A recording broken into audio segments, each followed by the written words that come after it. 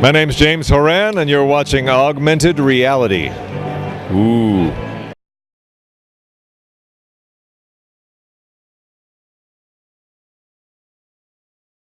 So tell us a bit about what you got here.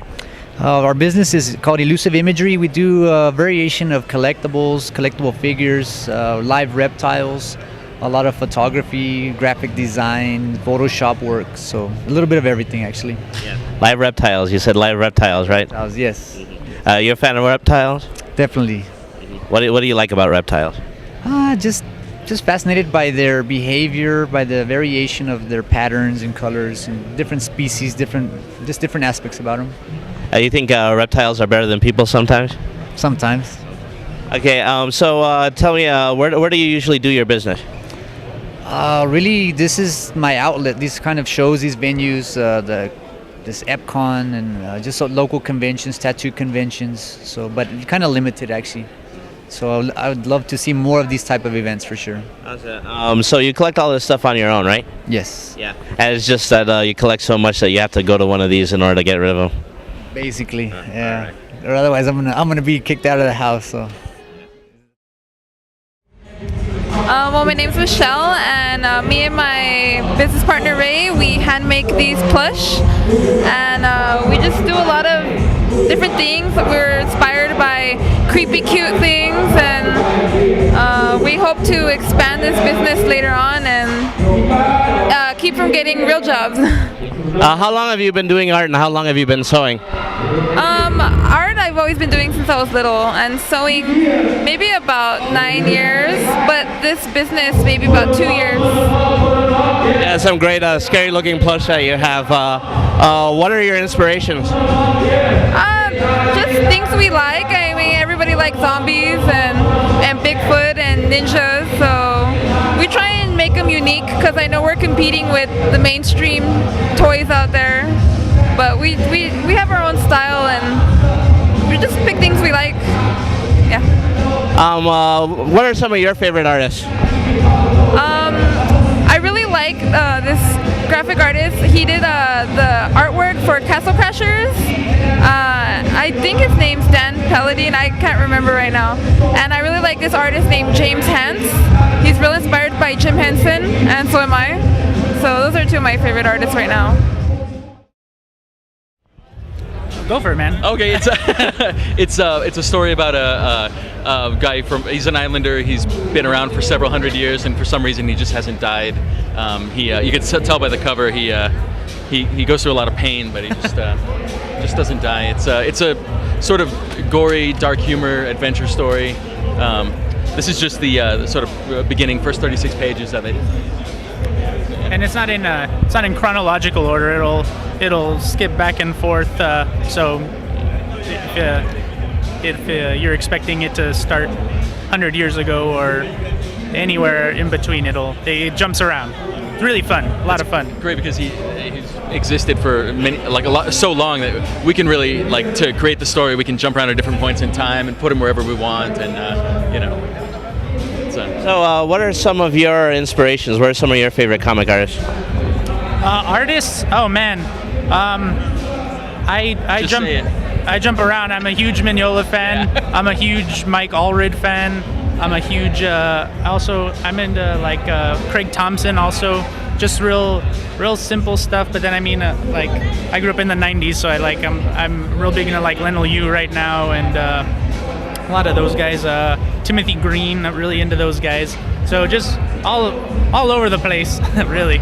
David Mack is one of his biggest fans. Oh. David Mack drew a picture of Joe at San Diego Comic Con. Oh yeah, I love David Mack. David Mack's amazing. Yeah.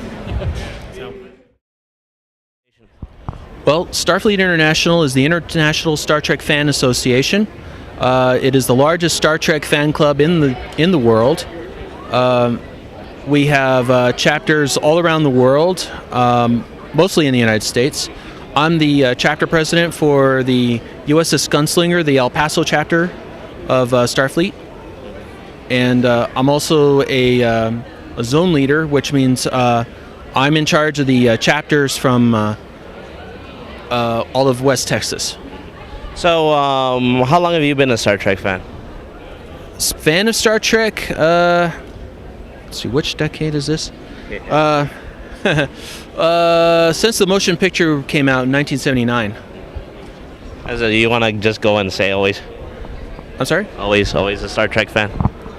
Always a Star Trek fan. Always a Star Trek fan. That's terrific. So tell what does a little more about what your organization does. We of course try to help promote the ideals of Star Trek, peace and logic and understanding throughout the universe. Race, creed, color, religion, all of that doesn't matter. We all try to get together and have fun. As for the group itself, we try to get together, watch some movies, have a cookout, play some games, have a good time, really. Oh, great. Good to see you again. Matter of fact, this is our second Comic-Con in El Paso, our fourth Comic-Con overall. We've got a lot of things in the works. We most recently just came out with issue 3 called Black Market, named after the local establishment here in town. And we're going to have a release party in about a month or so for that one. We're happy to be here at the El Paso Comic Con. Local favorite of ours, Jimmy Portillo's brother. Yeah, that's really impressive. He's an awesome sculptor and a modifier of all things action figures. And I love it. It tops my Mego guy I did last year. So we're actually working on a graphic novel right now still called Spider-Man Genesis, which this will be the cover, and drawn by Jaime Portillo. People saw this last year. We got another second graphic novel in the works. We got to get it fleshed out though, working with several local artists in town, in El Paso here. We've got the Stan Lee still, signed issue 1 of Stan Lee. Since then we've got Todd McFarlane to sign one, and Greg Capullo is currently doing Batman for DC. And those guys have in their possessions issues 1 and 2 of Spiral Mine, so hopefully they like it.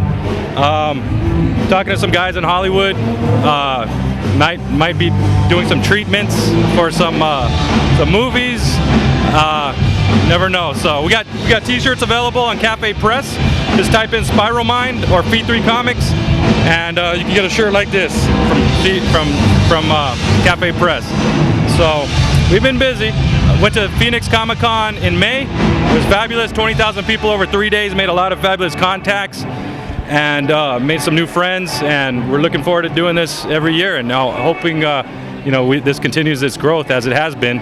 And whatever we can do to help Julian encourage that, we're behind it. So El Paso was ready for this, and it's about time. Well, my name's Ken Hudnall. I'm an author. I've got 47 books out on the market. I write about unsolved mysteries, lost treasures, and ghosts. And I make videos. So what's new in the world of the unexplainable? Well, El Paso is the most haunted city in the country. In fact, underneath El Paso are 900 miles of tunnels I'm starting to explore.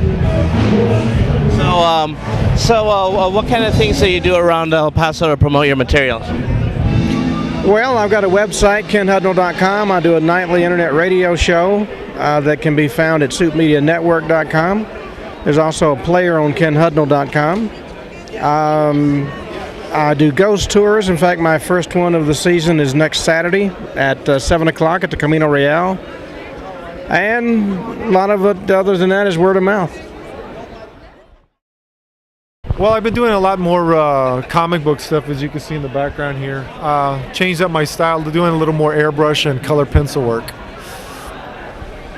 So I'll tell you, a lot of this stuff looks pretty interesting. Have you made any changes as far as your media? Have you experimented with anything? Yeah, well, like I said, I've been doing a lot more with the airbrush and color pencil, which I wish I would have known about this years ago. I really like what it allows me to present, which is my drawing. So.